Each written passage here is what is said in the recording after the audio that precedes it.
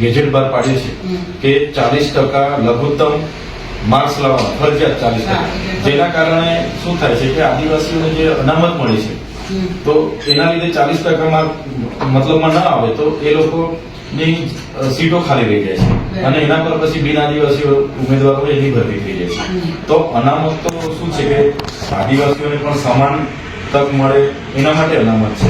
એ કોઈ ગુજરાત સરકાર કે કોઈ ગૌણ સેવા પસંદગી મંડળ લાગુ નહીં કરી શકે. એમણે લાગુ કરવાનું હોય તો એમણે જીપીએસસી યુપીએસસી માં બી લાગુ કરવું જોઈએ, માત્ર વર્ગ 3 માં કેમ? તો મોટે ભાગે એસટી લોકો વર્ગ 3 ના જ અધિકારી કર્મચારી બનતા હોય છે અને એમને બધાની અપેક્ષા હોય છે અમારે એલઆરડી નું થયું, તલાટી નું થયું, બધામાં જ આ કટ ઓફ ના લીધે ઘણા સક્ષમ ઉમેદવારો રહી ગયા અને લેખિત પરીક્ષાઓમાં જ કટ ઓફ રાખ્યું છે પાછું. અમે ઝારખંડ હોય, આસામ હોય, મિઝોરમ હોય, મેઘાલય હોય, બધી જ જગ્યાના ગેજેટો જોયા છે. કોઈ રાજ્યમાં આ પ્રકારનું કટ ઓફ નથી, કોઈ પણ જગ્યાએ નથી. 40% લઘુત્તમ માર્ક્સ લાવવા જ પડે એવી કોઈ જગ્યાએ પ્રાવધાન નથી. માત્ર ને માત્ર ગુજરાતમાં જ પણ ગૌણ સેવા પસંદગી મંડળ દ્વારા આ કરવામાં આવે છે. તો એ હટાવી દેવામાં આવે એવી બધા જ ઉમેદવારો વતી અમારી લાગણીની માંગણી છે. એટલે આપ શ્રી પણ સરકારમાં ધ્યાન દોરજો અને રજૂઆત કરજો કે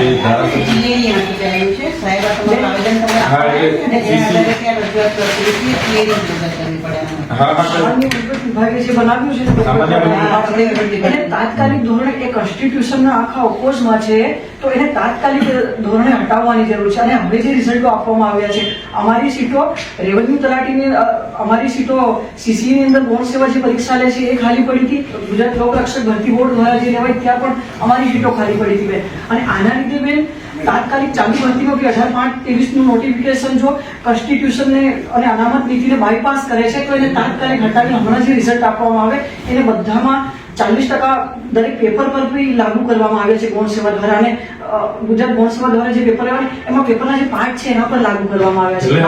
મૂળ વાત એવી છે મેડમ કે જે બંધારણના આર્ટિકલ 335 અંતર્ગત જે 16(4) મુજબનો જે પ્રાવધાન છે એના પર છેડછાડ થાય છે, ઉલ્લંઘન થયું છે.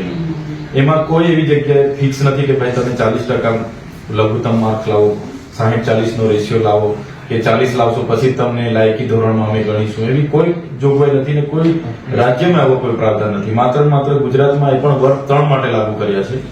અને વર્ગ 3 એ આદિવાસી હોય, એસટી હોય કે એસસી હોય એના માટે સારામાં સારી હમણાં પોલીસ ભરતી હોય, તલાટી ભરતી હોય, બધાને આ લાયકા એના માટે એક સારો વિકલ્પ છે ને એમાં માટે અટકાવવામાં આવે છે. એટલે એની રજૂઆત અમે કરવા માટે આવ્યા છે.